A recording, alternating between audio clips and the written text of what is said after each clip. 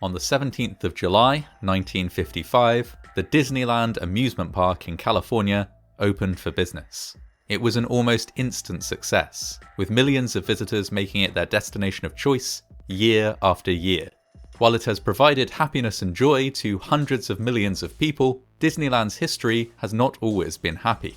In the course of its many years of operation, it has suffered several accidents and setbacks, some of them rather more unpredictable than others. Since it first opened its gates to the public, dozens of people have died at Disneyland. This is, however, no cause for alarm. When multiple millions of people visit and indeed stay overnight at any attraction, no matter how safe or well regulated it might be, a small number will unavoidably die. They may pass away from natural causes, from pre-existing medical conditions, or as a result of the stress or excitement of their once-in-a-lifetime vacation. In addition to these sad but unavoidable deaths, Disneyland has also seen several high-profile accidents during its long history. For the most part, these have taken place on roller coasters and other thrill rides, attractions where there is an obvious element of danger. These accidents are rare, but when they do take place, the mechanism of the accident is often familiar and understandable. The failure of a harness, a slip, trip or fall, or a guest attempting to exit a ride at a dangerous point in its cycle. In this video, however, we'll be looking at two accidents which took place on attractions that, by most standards, are considered relatively tame. In both cases, there were few obvious dangers. No high speeds, no inversions, no significant drops or powerful G-forces. In both cases, these accidents took place on rides that, at first glance, would have seemed to be amongst the safest in the park. On the 29th of June 1974, a new attraction opened at Disneyland. America Sings was a relatively sedate ride which had been retrofitted into the building which had once housed the Carousel of Progress. Its mechanism was largely the same as the ride which had preceded it. Guests would be loaded into ranks of seating, which would then rotate around a central island where several animatronic scenes would play out. The Carousel of Progress had used this format to show guests the many ways in which technology had advanced since the turn of the century, and to predict what the future might hold.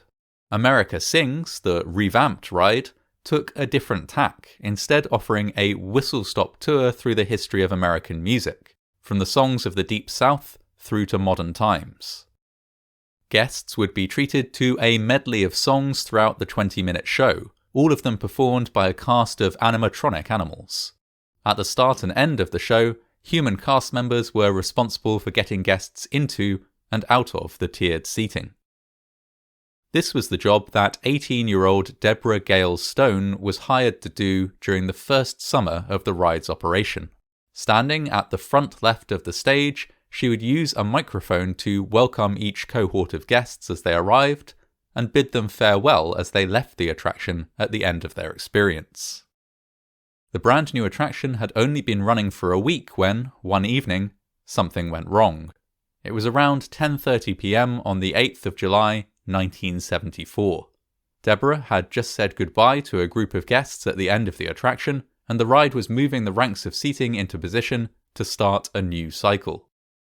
As the outer circle of seating rotated, though, Deborah was caught between the moving wall of the outer ring and the stationary wall of the inner island. To this day, it is unknown why she was in this position.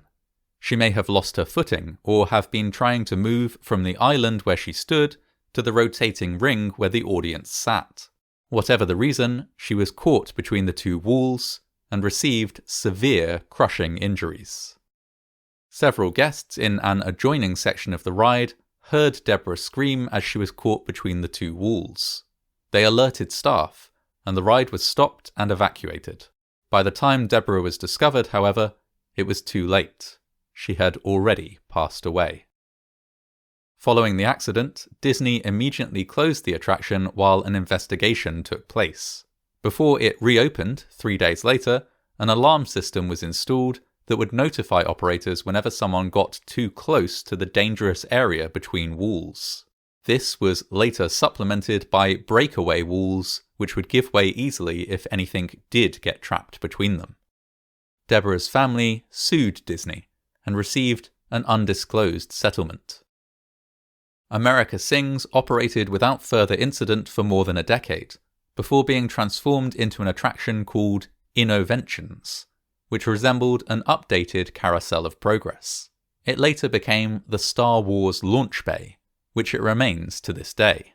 Although America Sings is no longer a feature of the park, several animatronics from the show remain in place in other areas of Disneyland, including a stripped-down goose animatronic in the Star Wars area of the park.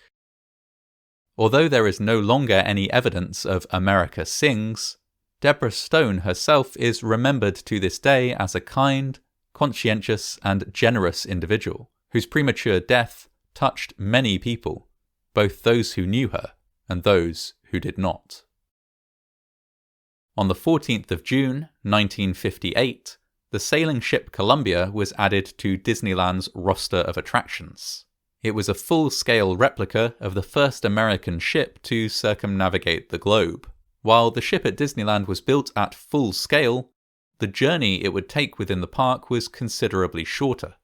It would carry guests on a 12-minute circuit of the rivers of America, departing roughly every half hour.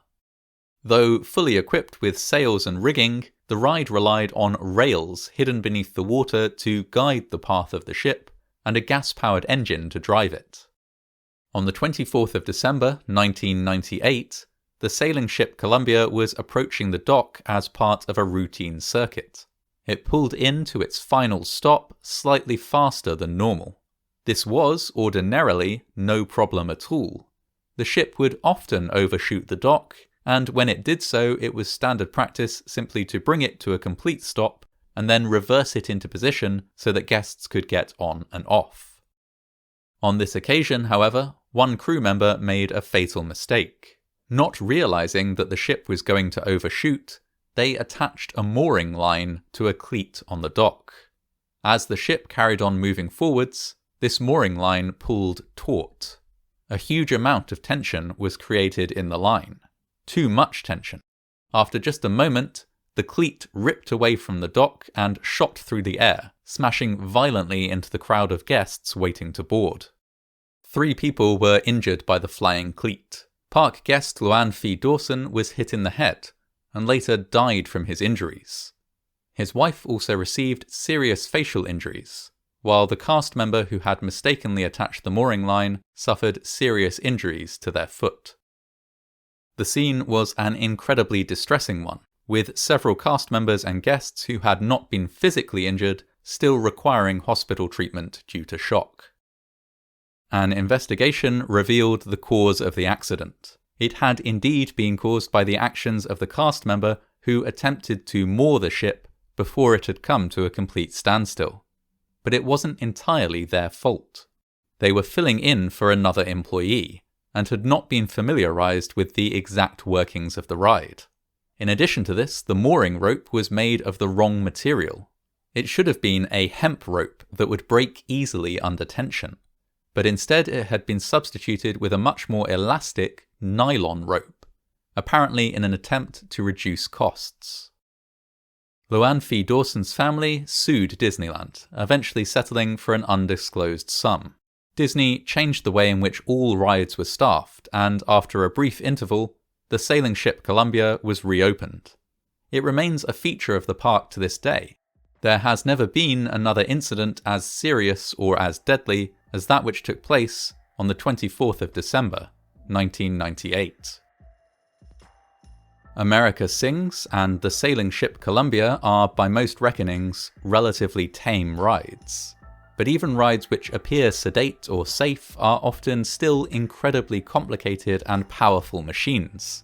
Machines which can potentially go wrong in deadly ways if they are not maintained, if the staff running them are not correctly trained, or if pieces of equipment are substituted out for others. Since these accidents, Disney has made great efforts to improve its safety record. While no theme park can ever be 100% safe, these accidents now represent a sad part of the park's history. They are tragedies that, all being well, should never be repeated.